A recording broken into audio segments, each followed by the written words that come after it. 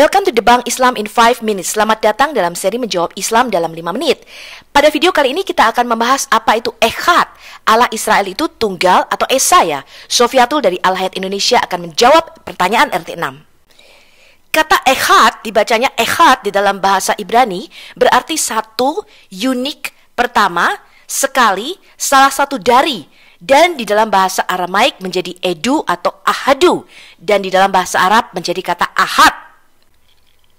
Echad bukan satu secara numerik atau tunggal, tapi juga digunakan untuk menunjukkan satu kesatuan yang tidak bisa diuraikan lagi.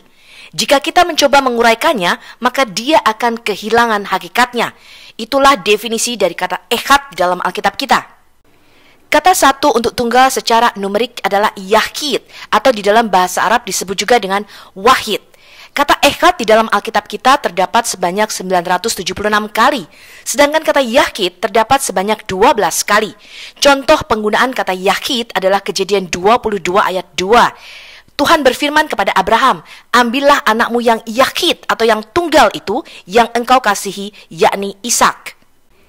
Karena para nabi tidak meninggalkan buku kamus, maka untuk mengetahui definisi kata Echad, kita harus mencari di mana saja penggunaan kata Echad ini ada di dalam Alkitab kita. Kata Echad pertama kali ada di Kejadian 1 ayat 5. Dan Allah menamai terang itu siang dan gelap itu malam.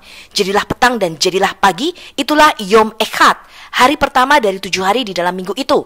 Jadi kata Yom Echad di dalam Kejadian 1 ayat 5 berarti kesatuan antara petang dan pagi. Kemudian di Kejadian 2 ayat 24, sebab itu seorang laki-laki akan meninggalkan ayahnya dan ibunya dan bersatu dengan istrinya sehingga keduanya menjadi Bashar Echad atau satu daging. Ini juga ada di dalam Efesus 5 ayat 31 dan 32. Jadi perkawinan adalah kesatuan antara laki-laki dan perempuan. Kata Echad juga digunakan untuk menunjukkan sesuatu yang spesifik atau tempat tertentu atau unik. Contohnya di Kejadian 1 ayat 9, berkumpullah air di bawah langit tersebut pada satu tempat. Kemudian di Kejadian 2 ayat 21, kata Echad di sini dipakai untuk menunjukkan salah satu dari, yaitu ketika Tuhan Allah mengambil salah satu dari rusuk Adam. Kemudian di Kejadian 2 ayat 11, kata Echad di sini digunakan untuk menunjukkan yang pertama. Kemudian kata Echad juga digunakan di dalam Bilangan 13 ayat 23 untuk menunjukkan satu tandan buah anggur. Jadi kalau orang Kristen ditanya apa itu Echad atau Esa, Anda jawab ya, Esa atau Echad adalah satu kesatuan terkecil yang tidak bisa diuraikan lagi. Jika kita mencoba menguraikannya, maka dia akan kehilangan hakikatnya. Saya kasih Anda analogi yang sangat sederhana apa itu Echad. Contohnya adalah ikatan molekul H2O atau air. Jika Anda mencoba menguraikan molekul hidrogen dengan oksigen, maka air ini tidak lagi akan menjadi air. Dia akan kehilangan esensi atau hakikatnya sebagai air. Dia akan menguap dan menjadi sesuatu yang lain. Demikian juga dengan keesaan di dalam Alkitab. Allah dikatakan Esa karena di dalam diri Allah terdapat firman yang kekal dan roh yang kekal. Dan Anda tidak bisa memisahkan Allah dari firman dan rohnya. Ini adalah keesaan Allah di dalam Alkitab kita. Jadi bagaimana kita menggambarkan keesaan Allah, teman-teman? Yesaya 46 ayat 5 dikatakan dengan jelas, kepada siapakah kamu hendak menyamakan aku, hendak membandingkan dan mengumpamakan aku sehingga kami sama. Memang Allah tidak bisa kita bayangkan karena dia melampaui akal pikiran kita.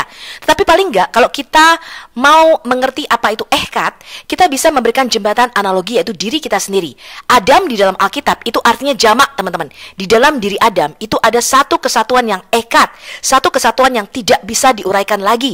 Manusia itu terdiri dari tubuh, jiwa, dan roh. Dan Anda tidak bisa memisahkan manusia dari tubuh, jiwa, dan rohnya. Kalau tubuhnya dipisah, maka tubuhnya hanya akan menjadi mayat, rohnya akan menjadi hantu. Dan Anda baca di Daniel 4 bahwa kalau manusia tidak diberikan akal budi manusia, maka dia akan hidup seperti binatang. Ini adalah satu kesatuan yang Echad, teman-teman. Roh manusia disebut juga dengan pneuma. Roh inilah yang dilahirkan kembali.